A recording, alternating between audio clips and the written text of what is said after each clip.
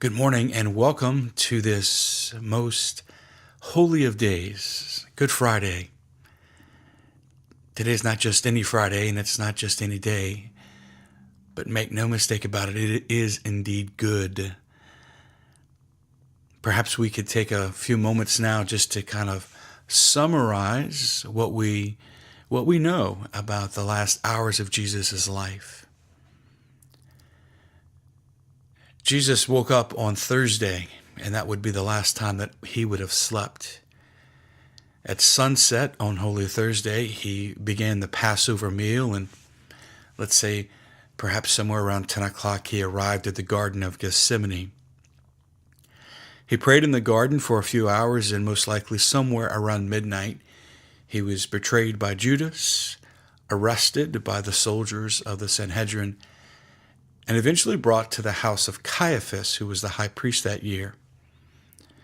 You can go to Jerusalem today, and if you visit the house of Caiaphas, you'll notice that there is a prison cell in the basement of the house where Jesus would have been lowered by his hands above his head, shackled and chained. He would have been lowered through a hole in the floor by his hands with the entire body weight kind of lifted only on the wrists of his body above his head.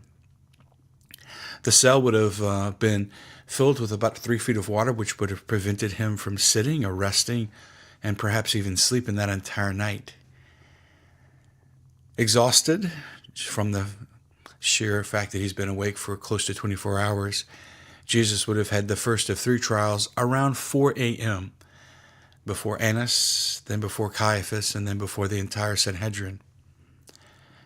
Somewhere probably around 6 o'clock-ish, Jesus would have then had 3 more trials before Pilate first, then before Herod, and then back to Pilate.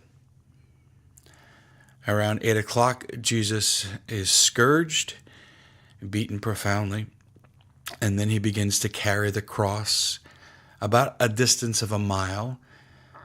Around 8:45, he arrives at Golgotha. His body is brutally prepared for crucifixion. And then from 9 a.m. to 3 p.m., he is on the cross for 6 hours, there for you and for me.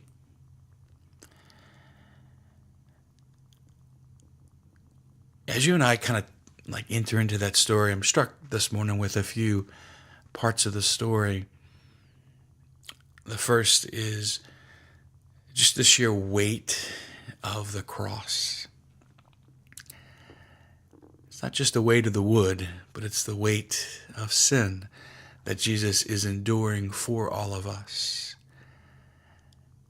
And I can't help but imagine what was in Jesus' heart as he was carrying the cross with so many people who knew who he was and knew what was happening there, weeping, praying for him, following him. And so many people who were watching him fall under the weight of the cross with his body crushed to the ground,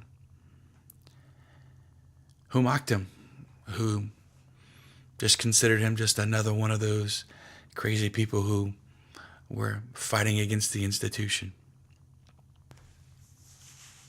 The Roman guards who mocked him, who beat him, who spat upon his face, eyeball to eyeball.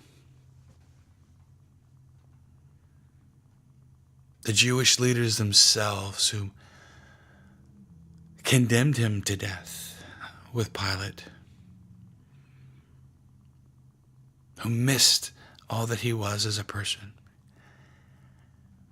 There were people who got it and who understood him, and there were people who didn't and who mocked him on this very day. And yet, under the weight of the cross, he continues to die for them. I'm also struck today with the fact that Jesus is in complete communion with the Father throughout the entire day. Can only imagine what his heart was like in that prison cell when he was alone, but alone with the Father. what it was like for him to feel utterly vulnerable before the crowd who said, crucify him, and yet he was with the Father. What it was like for him in that prison cell when he was awaiting the cross, beaten, and yet he was with the Father. And on the cross, when we hear words that can seem terrifying, my God, why have you abandoned me? But even there, Jesus is praying the psalm. It's actually Psalm 22. He's intoning a psalm. And if you read Psalm 22, you'll see that it's a suffering man who just knows that God is with him in the midst of it all. And the beauty of Jesus praying from the cross. There's a lot going on today, and I want to leave you with a meditation today. And it's one that might be a little different on this Good Friday. There's that moment after he's been before Pilate, after he heard crucify him, after he was beaten at the scourging of the pillar, after they put the crown of thorns on him and they put that mocking cloak upon him. After that, but before he receives the cross, Jesus is in a prison cell awaiting the cross. He's just waiting in a prison cell. I want you to imagine today that you're with him in that cell. His body is shriveled as he clings to something to just prop his body up to, maybe a wall as he sits on the floor. He's in so much pain from the scourging, from the crowning of thorns, that he's almost silenced. His face is disfigured as he looks at you. He can barely see through the blood that drips over his eyes. And yet his body is so beaten that he can't even remove the trickling blood from his eyes. He can't do anything in that prison cell. And imagine that you are there with him, just the two of you. Imagine that you're sitting against that wall right next to him, looking at him. What would you want to do? Would you want to wipe his face? Would you want to tell him that you love him? You can't do anything for him to take away the pain, and he can't do anything except wait. And in that moment where there's nothing to do except be with him, could you be with him today? Take a few moments to pray this morning in that prison cell as he awaits the cross.